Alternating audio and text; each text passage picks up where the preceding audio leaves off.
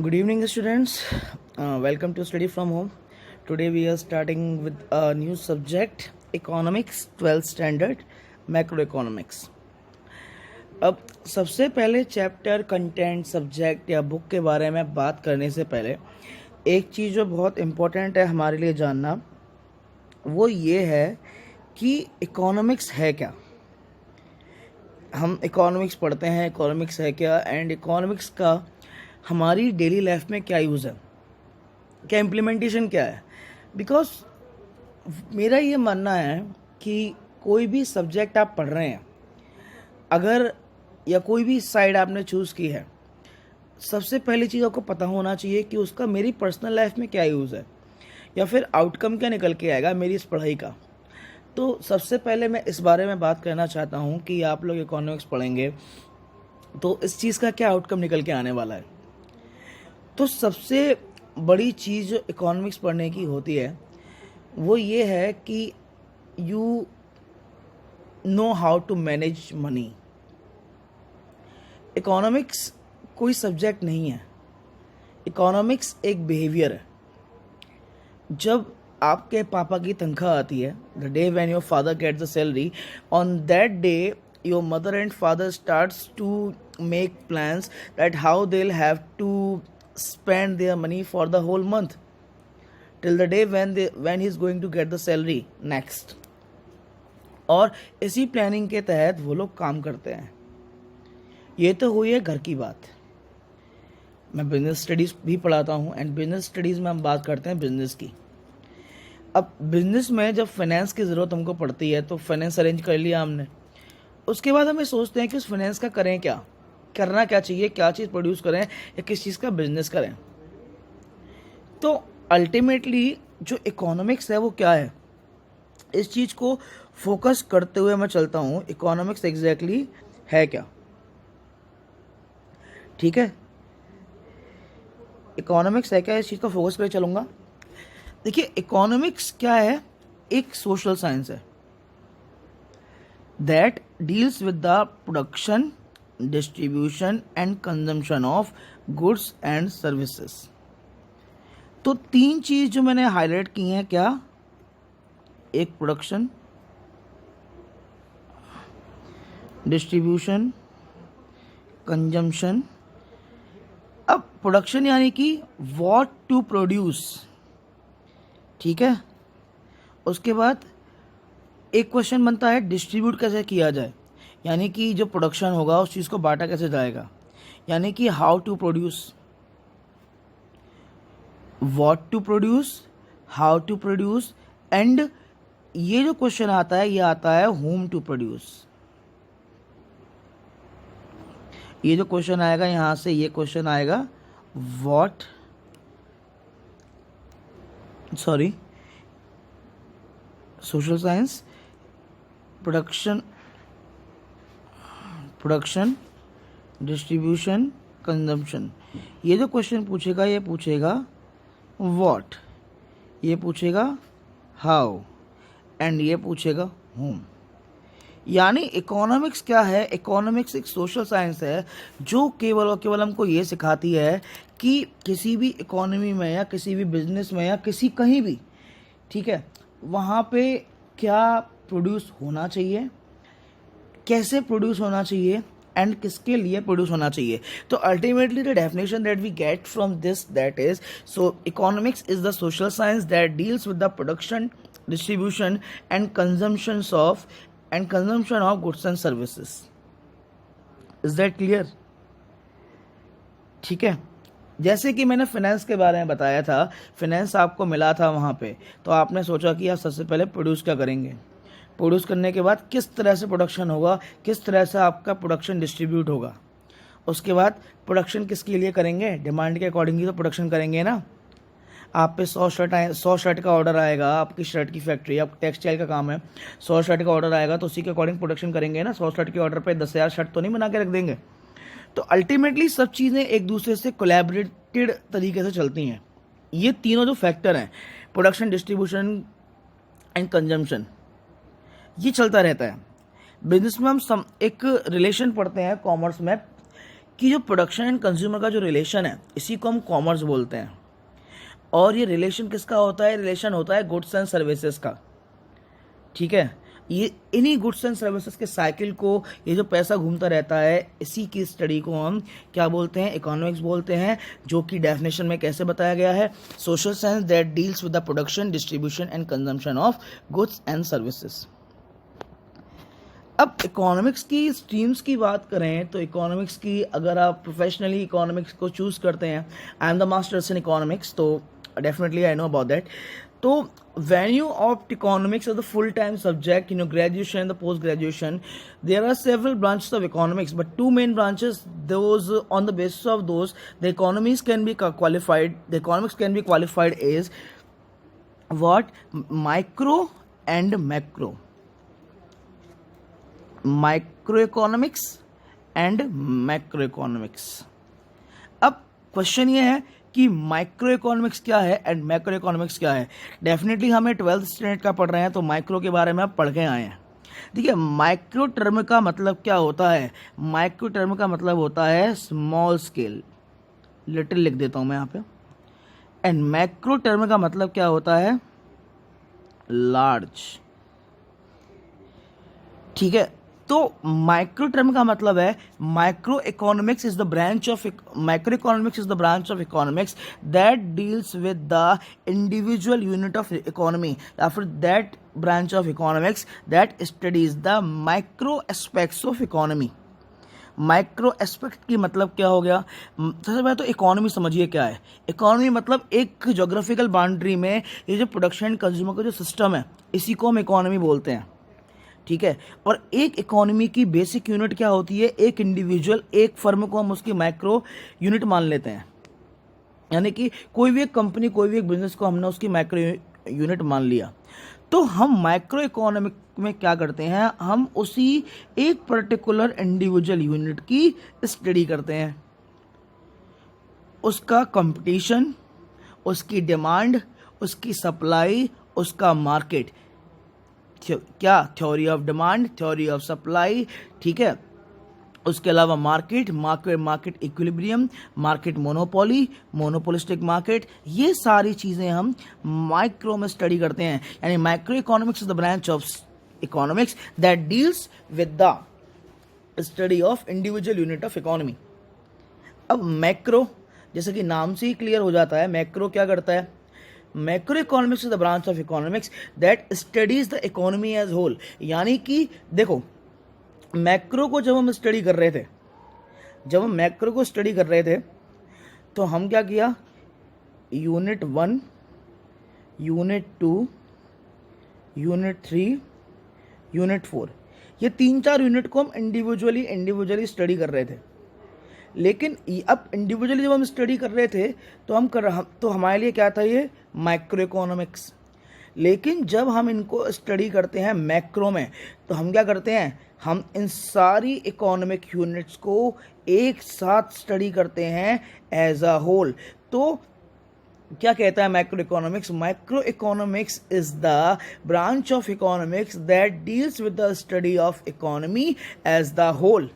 यानी कि जो किसी कंट्री के सारे इकोनॉमिक यूनिट्स की एक साथ स्टडी करे, जो बड़े क्राइटेरियाज की बात करे। ठीक है, जैसे कि एग्जाम्पल हो गया जीडीपी। अब किसी कंट्री में केवल और केवल एक बात बता दीजिए, जो अगर मान लीजिए केवल और केवल ये 4 फर्म्स हैं या केवल और केवल 4 यूनिट्स हैं, ठीक है, तो इन्हीं 4 यूनिट्स का ओवरऑल प्रोडक्शन जीडीपी हो जाएगा। डेप्रिसिएशन हटा दो तो जीएनपी हो जाएगा। वो आगे के टर्म्स हैं। जस्ट सबसे पहले जो स्टार्टिंग हमारी होनी थी, किससे होनी थी? बेसिक से होनी थी। एंड अगर आपको ये बेसिक क्लियर है, डेफिनेटली बहुत अच्छी बात है। बट इट्स माई ड्यूटी कि आप लोगों को अगर मैं बिगिनिंग करा रहा हूँ तो मेरा जो कंटेंट होना चाहिए that must be go from basic, वो बेसिक से जाना चाहिए।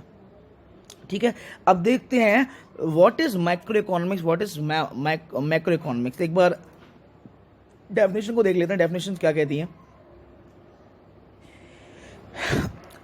Microeconomics examine the behavior of individual decision making units, business firms and households। यानी कि इंडिविजुअल यूनिट, सबसे बड़ी बात जो आ गई क्या? ये जो लाइन है, इंडिविजुअल यूनिट्स। ठीक है। अब मैक्रो की बात कर लेता हूं। It deals with the economy as a whole.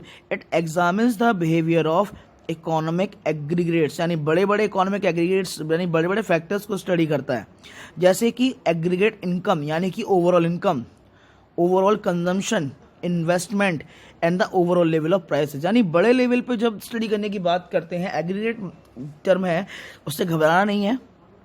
Aggregate term का मतलब क्या होता है? ओवरऑल। ठीक है, तो यानी कि पूरी इकोनॉमी को overall as a collective noun, collection में जो स्टडी करने वाली इकोनॉमिक्स की ब्रांच है वो होती है हमारी क्या? Macro economics. ठीक है, अब मैक्रो इकोनॉमिक्स है क्या? When we study the consumption behaviour equilibrium of a consumer, the production pattern and equilibrium of a firm, the entire analysis is micro in the nature. देखो, यानी कि जब हम एक पर्टिकुलर टर्म के बारे में पढ़ रहे हैं या एक पर्टिकुलर कंज्यूमर या लिक्विड पर्टिकुलर कंज्यूमर या फर्म के बारे में स्टडी कर रहे हैं, तो वो होगा आपका माइक्रो। ठीक है, जो मैंने पहले बताया था, we study in a unit, तो यूनिट की स्टडी आपकी हो गई माइक्रो। लेकिन उसी चीज़ को हम पूरी कंट्री के सारे कंज्यूमर को स्टडी कर लें, हम पूरी कंट्री के सारे फर्म्स को स्टडी कर लें, तो वही चीज़ हमारी क्या हो जाएगी? Macro economics. अब मैक्रो इकोनॉमिक पढ़ने की ज़रूरत क्या है हमें? Why do we need to study macro economics? ठीक है, सबसे पहले the economic wellbeing of consumer rich और poor is affected by movement in interest rate, exchange rate, inflation. यानी कि कंट्री में जो रिच एंड पुअर का डिस्ट्रीब्यूशन है, सबसे पहला क्लासिफिकेशन आपका इसी के बेसिस पे होता है। क्या? Macro economics, distribution of, just a minute, distribution of rich and poor. ठीक है, और पूरे कंज्यूमर का इकोनॉमिक वेलबींग भी इससे डिक्लेयर होता है।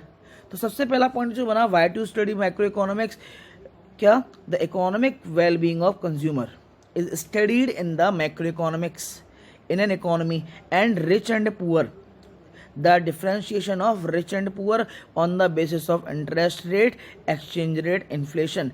इन्फ्लेशन का मतलब होता हो गया आपका क्या? इन्फ्लेशन का मतलब हो गया आपका महंगाई। ठीक, सेकेंड पॉइंट जो है, सेकेंड पॉइंट क्या है? बिजनेस स्टैंड टू गेन और loss considerable amounts of money when the economic environment changes regardless of how well they are manage. तो अल्टीमेटली इस इकोनॉमिक एनवायरनमेंट को स्टडी करने के लिए भी हमको मैक्रो इकोनॉमिक्स की रिक्वायरमेंट होती है। ठीक है, इकोनॉमिक एनवायरनमेंट मतलब जैसे कि बिजनेस एनवायरनमेंट हम चैप्टर पढ़ रहे हैं, ठीक है, और किसी भी गवर्नमेंट की इकोनॉमिक पॉलिसी की वजह से, फिस्कल पॉलिसी की वजह से, मॉनेटरी पॉलिसी की वजह से किसी भी तरह का चेंज अगर इकोनॉमी में आया, तो उसकी स्टडी भी हम मैक्रो में करते हैं। ठीक है, इकोनॉमिक एनवायरनमेंट की स्टडी भी हमारी मैक्रो के अंदर में आती है। उसके बाद being prepared for such changes, fortunes can have considerable values more generally. It makes us all better citizens able to grasp the complex challenges that our society faces.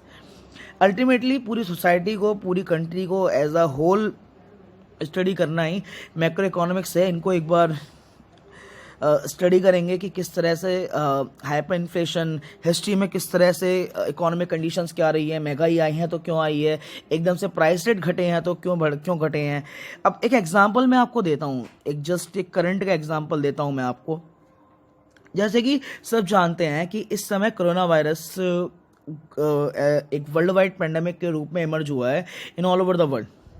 अब कोरोना वायरस ने क्या किया है, जो गुड्स एंड सर्विसेज का cycle, जो commercial cycle चलता है ना पूरे वर्ल्ड का, उस पूरे कॉमर्शियल साइकिल की बैंड बजा के रखी है। कैसे? प्रोडक्शन बंद हो गया है। जब लॉकडाउन इम्पोज करती है गवर्नमेंट तो प्रोडक्शन बंद हो गया। प्रोडक्शन बंद होने की वजह से क्या हुआ? डिमांड है, ठीक है, डिमांड है लेकिन प्रोडक्शन बंद हो गया। अब लेकिन प्रोडक्शन बंद होने के साथ साथ जो उनके वर्कर्स थे उनको सैलरी कहाँ दें?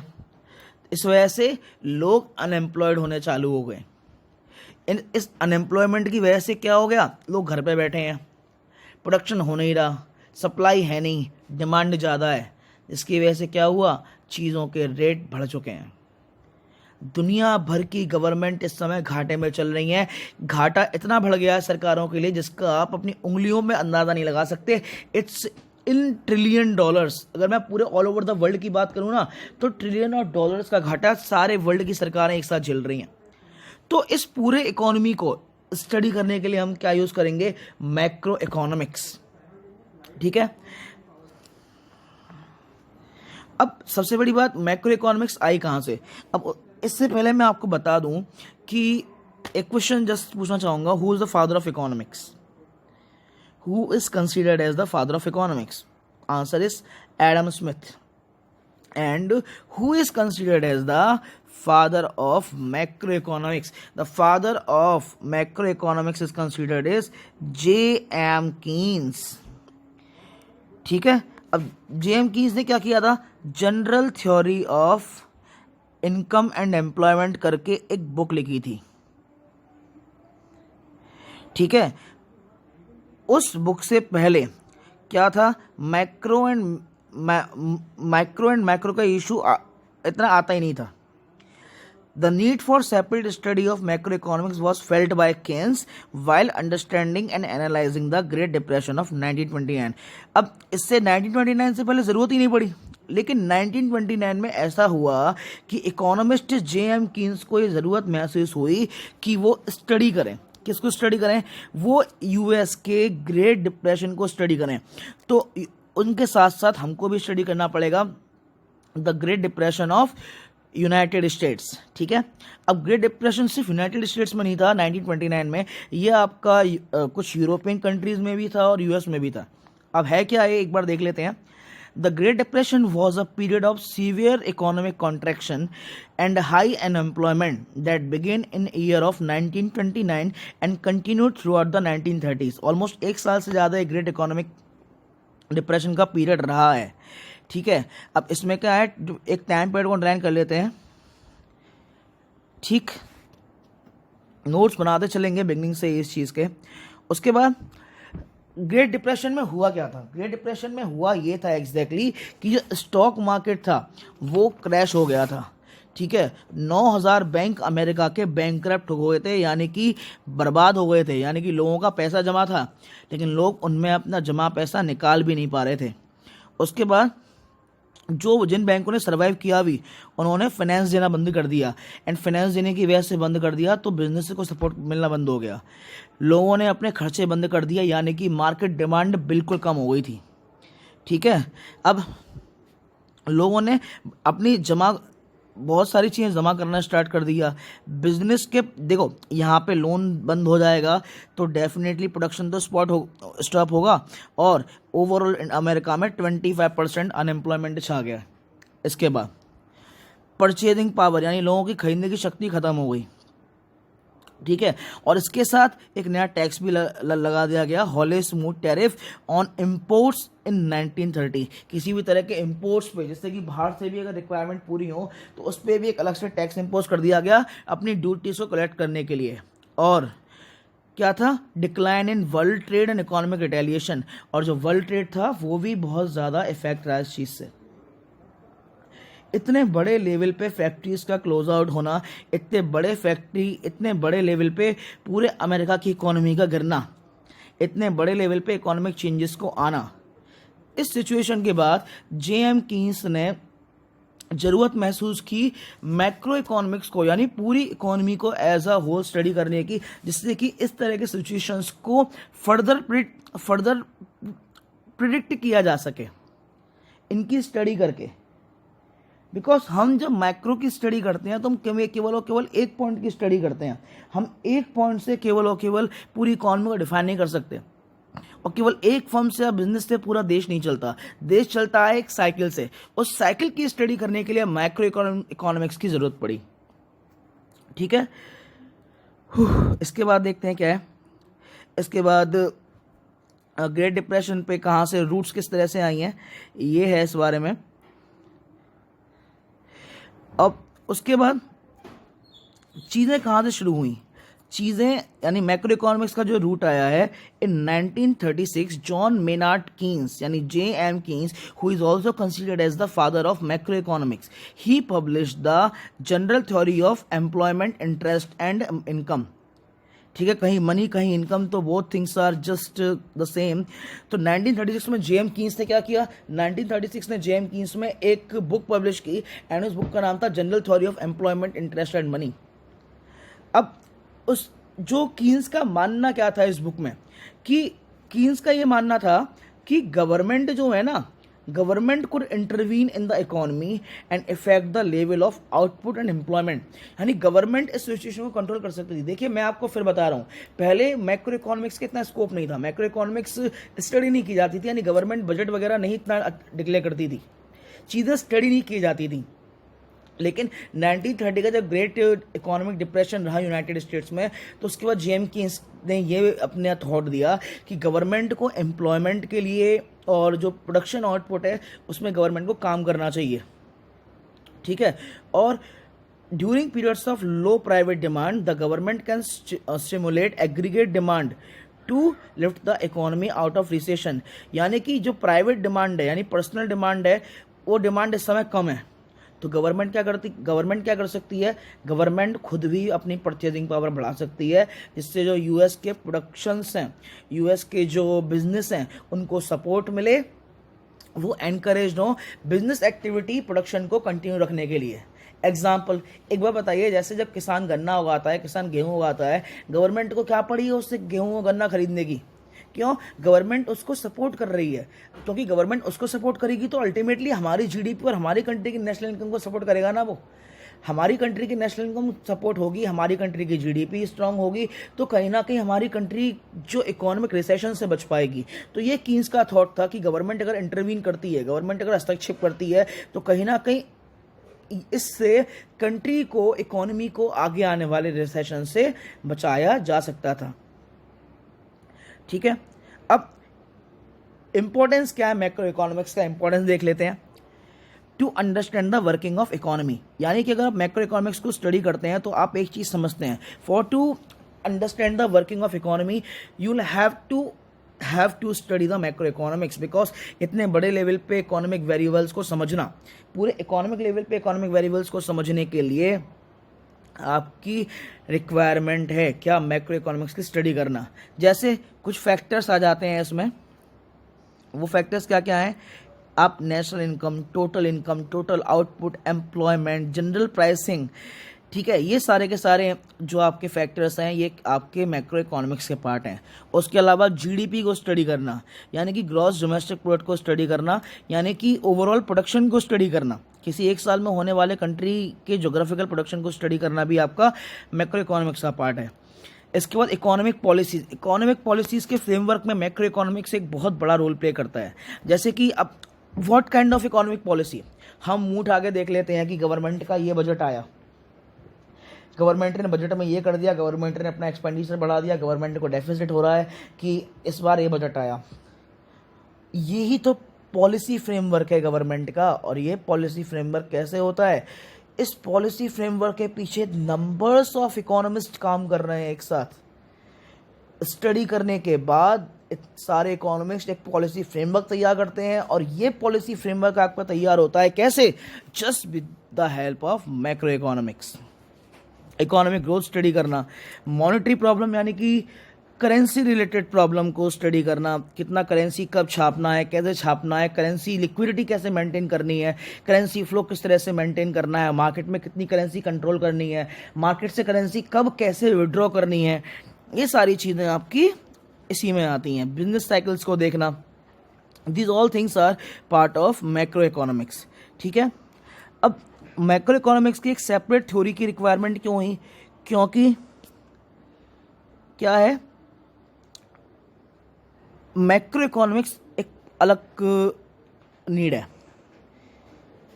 माइक्रो इकोनॉमिक्स से, बिकॉज ये पूरे के पूरी इकोनॉमी को इफेक्ट करती है, ठीक है।